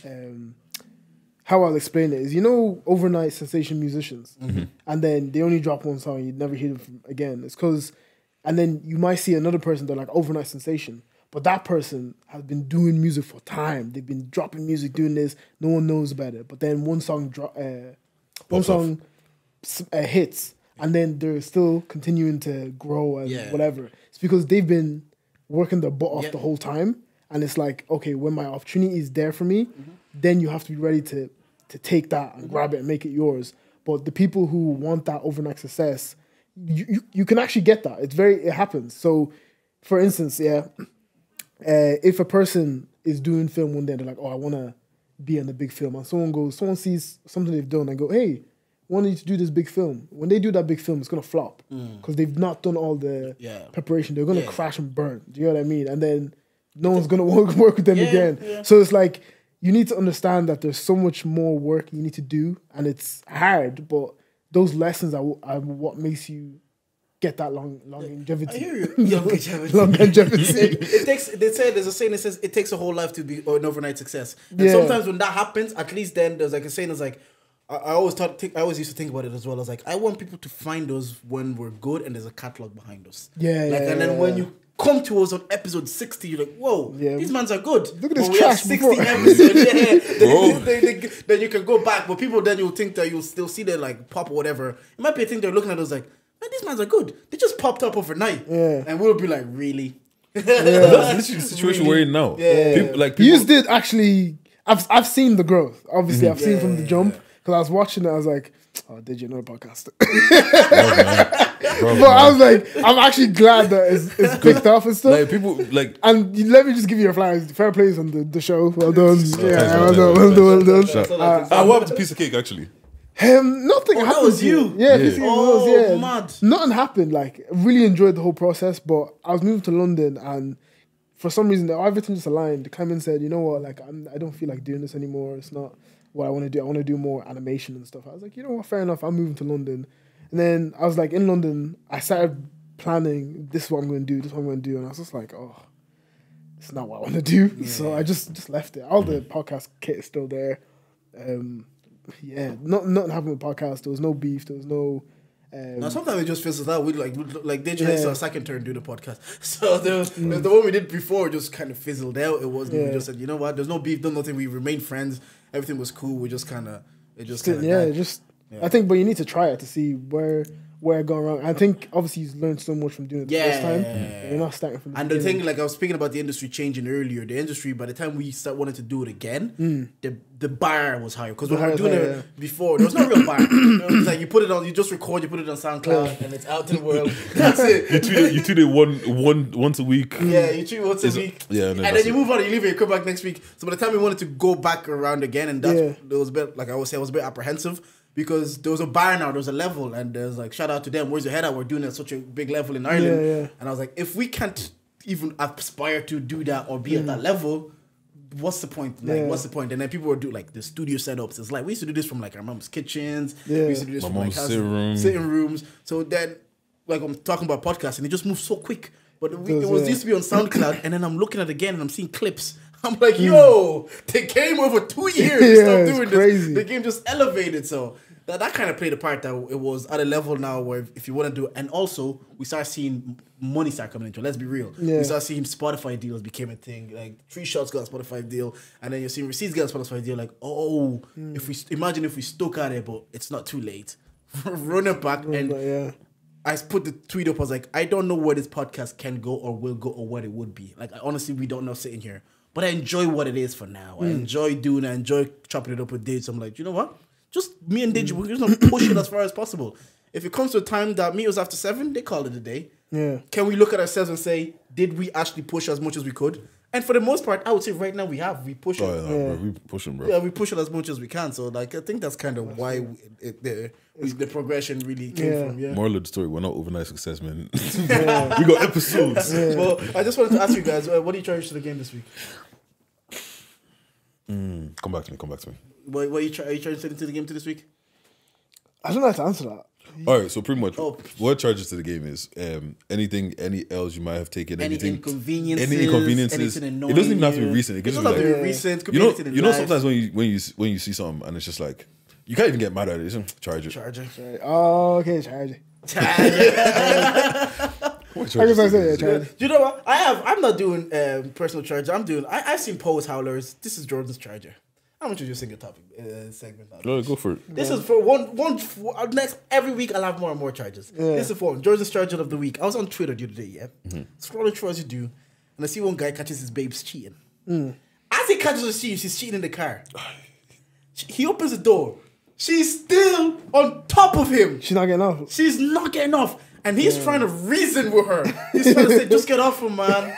Just, babe, why are you on him? She looks at him. She's still sitting there naked. Bro. And then she looks at him. And he's filming. And she's looking at him. And then she says, I just don't love you anymore. Don't make eye contact with me while you're on another man. And he's still filming. And after she said that, he said, please get off him. I was like, oh, no. That is Jordan's. What are you even doing in that situation? When you see, the thing is, if I catch you cheating and you're not even startled, I just have to walk away. Yeah. What can you actually do there? Because if you're not startled, you're very comfortable with me catching you. Bro, he was trying to reason with the babes. Look, he's in love. They don't want to be loved like that. Oh no! You know them moments of passion murders. Yeah, that's no. In that moment, I can understand when someone blacks out and be like, everybody catches hands. I'll turn to OJ. Yeah, I can understand why you could black out. Like he's still filming, maybe because he was filming it, he didn't want to look like the villain. Like I can understand if there's no. He was filming and talking. He was filming and talking while she's like on top of him, and she's not even looking at him, and she looks at him. I just don't love you anymore, and he's still trying to reason. He's like, just get off him. And what's the man? The nigga just sitting there with the vagina on top of his cock, man. I don't even know he's still high. What's fucking happening? But he's still fucking you, girl. And you're trying to reason with this terrorist. Nah, if I catch you cheating, at least be startled. Yeah. At least do it. Yeah, you just, oh my god, it was him. Yeah. I don't know what happened. It was just a mistake. She looked at him. She looked at him. Do you know why he must? I don't want to put it on him because he's a victim in this situation. But the fact that he was probably still pleading and still trying to reason with her, he must have been a villain. Nah, His camera must have been catching. Nah, you know what? Yeah, he wasn't toxic enough. She was bored. She was bored. I'm telling you. Wait, do you think you need to be toxic to keep a girl? No, you don't need. You don't need to be toxic. Yeah, you be a bad boy. You can't let her get bored. If your girl gets bored, it's no. over. I agree. Yeah, you can't. You need. I'm like I have that bit. But I have that natural toxicity. Yeah, because you know what? Yeah. But what you mean? I mean, what's natural toxicity? Sometimes I'm just a bit toxic. Well, like you just give me examples. So okay, let me give you an example that I could give. Do you know sometimes you're in the gaff? Yeah.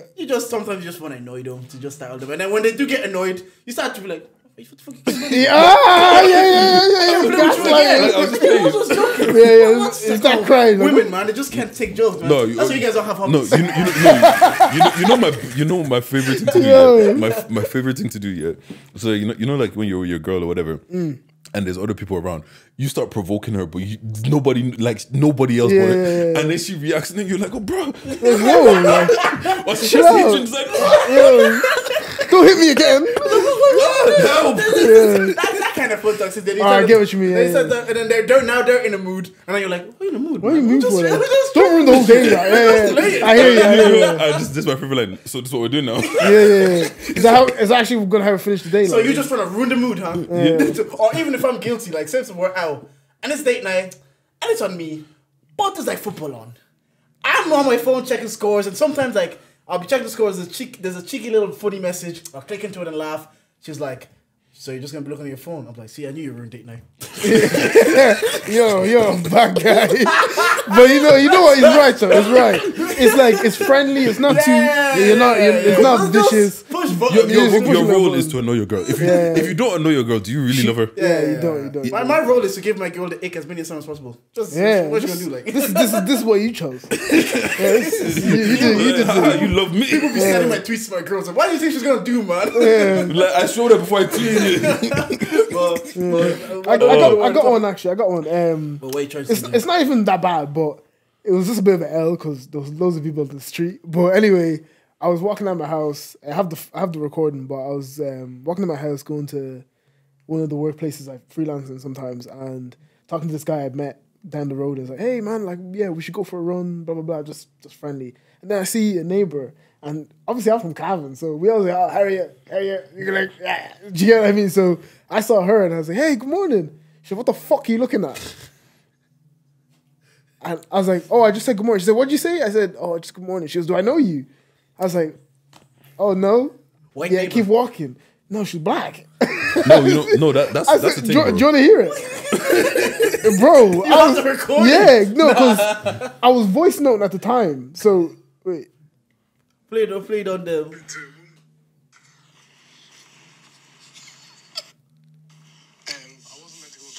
She was cleaning the floor. I'm literally just on my way now because morning. Sorry? Oh, just say morning. I was so sure. I was like, and then, the part that killed me. Yeah, all the neighbors were looking at me, and they were like, "Oh no." I'm not gonna lie. You. Sometimes when I go to London, and it's just a natural thing. Yo, we're gonna what's up, whatever. Yeah. And it's just like people are looking at me like I'm crazy, and that's when I'm like, oh yeah, shit. This is London. I forgot this place is bad vibes. Let me keep myself. Mean. Oh, bro, so mean, man. Like if someone like elderly ladies in front of you, you'd be like, "Oh yeah, go on." Once you let that, everyone's just get off my. Yeah, bro. I think it's just because it's so fast paced. It's so fast paced, like because the thing is even. Like obviously Cavan Navan is so different to Dublin. Like Dublin people still say hi and everything, but obviously they're a bigger city than that. Everyone's kind of in their own. They're all like, everyone's like, "You're out to get me" type thing. Even if you pay for someone, it's like, "Oh, why are you doing that?" It's like, Yeah, I think one of my favorite comments, he says the thing about like obviously he's from New York, big city. It's like the thing says the thing about getting in wealth, he enjoyed is people don't question his kindness anymore. It's this whole you had to get me, so he can be kind to people without them thinking he wants something from me because he's wealthy. Whereas in those cities, people always think like you want something from me, you're trying to make something from me, you're trying to get me something. Yeah, no, that's weird. Like sometimes there's some certain times where I feel like I would try to be nice and be kind, but then I feel like I'll be looked at like a weirdo, so I just don't do it. Yeah. Like, I don't know. It's weird. I don't know, man. That shit is just weird. Yeah. And, on Jordan's charger, again. Charger with Jordan. So I was applying for a job on LinkedIn. So I just go through LinkedIn. Sometimes I just apply, like, I'm very happy in my role. Sometimes I apply for the job for the crack. I was looking at this, this is an end.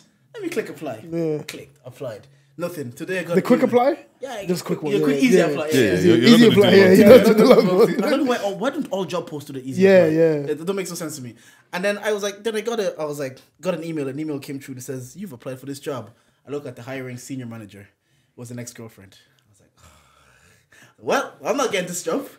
After I saw who was hiring, I was like, they're not even going to send me a letter of rejection. Yeah. This is gone. Were you toxic to her? Bro, let me just tell you, yeah. From like 15 till 2020. Yeah. From like 2013 to 2020, I've been toxic in most of my relationships. Were you a dangerous guy? Not dangerous. I was just a bit like, I got my heart broken once. I just started sticking out on I was that guy. So then I got an email later again. Full email just rejecting me. I was thinking she was so smiling right now. Yeah, she was happy, like, you.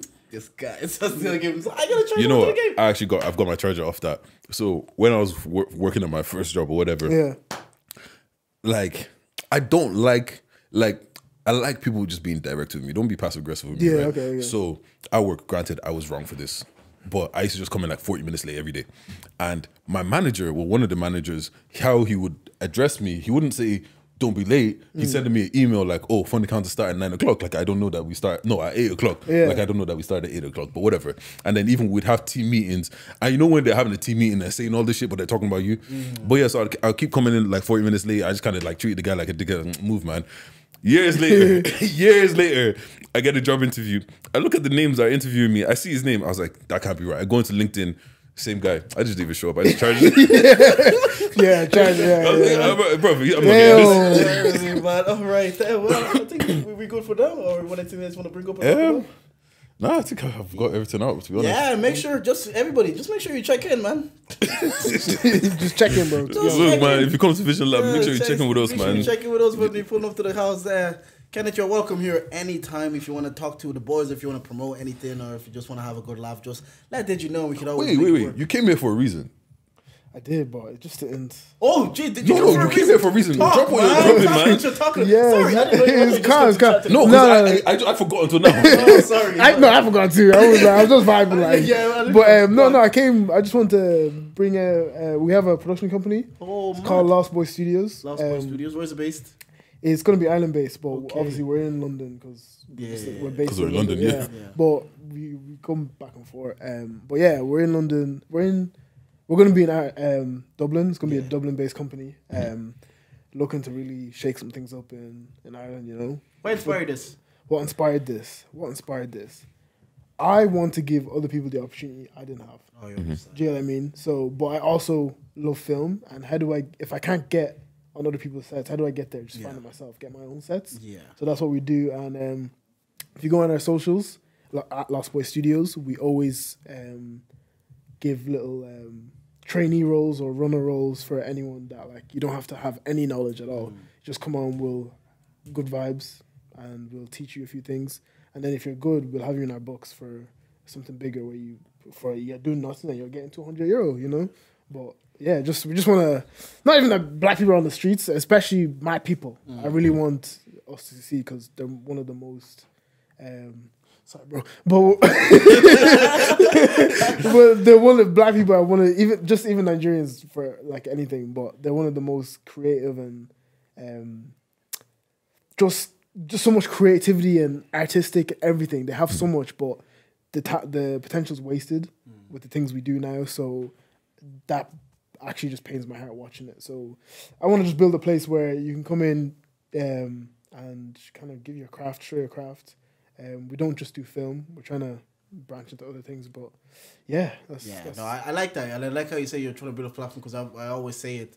Now, yeah, I actually do always say this. Like, we are trying to create non-traditional paths. Like, 'cause it's not just go to school, get a degree. So we're trying to create non-traditional paths. So people that do it afterwards, their journey will be shorter. What it might take me and Deji 100 episodes to do, it might take you 3 years to do. We're hoping the next person can do it in 10 episodes here. And we're hoping that we can also, like, you're showing them ropes and be like, you know what?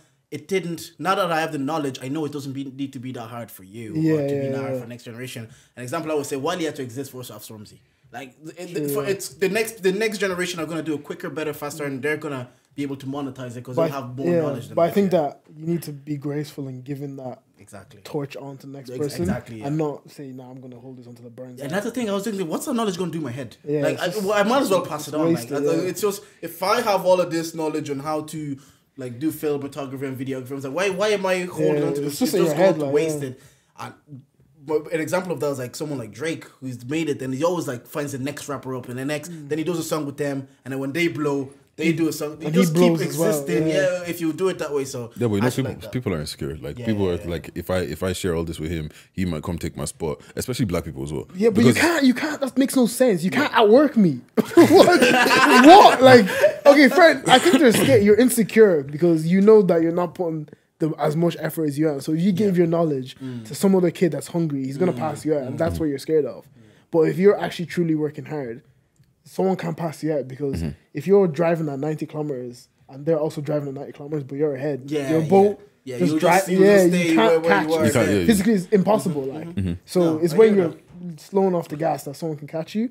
But anyway, on this podcast, please hold me accountable if we don't do what we say we're doing. 100%. You can Look, drag I'm me. gonna call him and be like, bro, man, I'm free. Book me.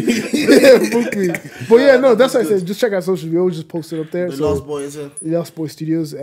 First come, first served. Whoever is there. Where'd you get the name from? Because like genuinely, I find it impossible to come up with names. Really? Impossible. So the name came from a chicken shop called Lost Boys Chicken. And I love that place, bro. But simplicity. People are like, I thought it was gonna be in depth. Like, you know, I felt like a lost boy in the first time. I was like, oh my god, chicken shop, bro. People always think it's something to do with Christianity, like, you're lost soul, and then you're the like, prodigal son. Then I'm like, nah, it's a chicken shop. I love, bro. Chicken shop, and the place closed down. So that name the name is mine, bro.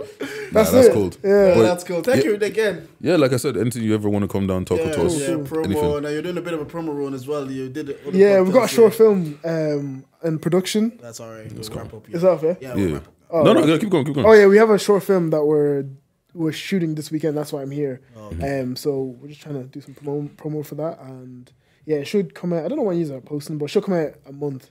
Oh, this coming out next Wednesday. So. Is it? So yeah, so say a month from Wednesday, it should be out. Yeah, bro. But yeah, that's it. I'm trying to get my acting bag, my extra bag, you know. Extras bag. Voice acting, you know to go through. You know, yeah, I'm actually. You could, bro. And the thing is, I actually need to take it seriously. It's once again, it's just about actually, you know, when it's like you say you're gonna do something, but it's like starting, and like even I was gonna say because like Jordan was like sometimes it's just about letting people know that this is another path you can take. And I don't think I've actually said this out loud, but like when I was in 6th year, I didn't know anybody that was doing anything crazy, number one. And number two, bro, I didn't know engineering was a course. Like I didn't know, like, because there's no engineering in my school. I didn't know half of these courses out there were actual legit things. You get what I'm saying? So like I didn't know that there's runners and directors, assistant directors, screen days, blah blah blah blah blah. Bro, all I know is there's one person acting and there's probably someone behind the camera. That's it. But you get what I'm saying? You don't know about all the little intricate details and all that kind of stuff. So like it's cool to actually be like, oh, rah, I know somebody that does that, or I know somebody that does that, or I know somebody that knows somebody. Like at this point, like what, we're one degree away of separation from knowing someone that is on Virgin Media. What's called 1 degree of separation from knowing someone that's shooting ads for Porsche and Brown Thomas and all that. I got a message for. Thank you, John. bro, you made my day there. But bro, it's crazy. Like it's so crazy now that how close people are. Like you really could be like 3 people away from knowing somebody. Somebody crazy. But yeah. Well, yeah, cameras are dead, so we can't really continue this. If you've been watching it on, you're probably just seeing Kenneth now. But if you're listening on Spotify, you've listened to the whole thing. And if you made it to the end of the pod and you didn't like anything that was said here, well, charge it. Thank you for listening. That was fun, That was fun. Thank you for coming, bro. No worries. Pleasure. That was pretty cool, man. Oh, I forgot to give you the gift I was talking about. So anyway, I'll just tell you. So remember that kit that I was giving away that someone else won? Yeah. Yeah, so it kept bouncing back. So we have it. I'm just gonna give the guy 150, and then you can just have the kit. Oh, like the license, the second camera. Oh shit! Oh, mad. Yeah. Thank you, bro. Man, I Jeez. appreciate that. That's the best podcast gift. Other people give podcast gifts, but they didn't give podcast gift like this. Yeah, so You couldn't even record it, man. yeah, I forgot. See, sometimes when you get in the conversation.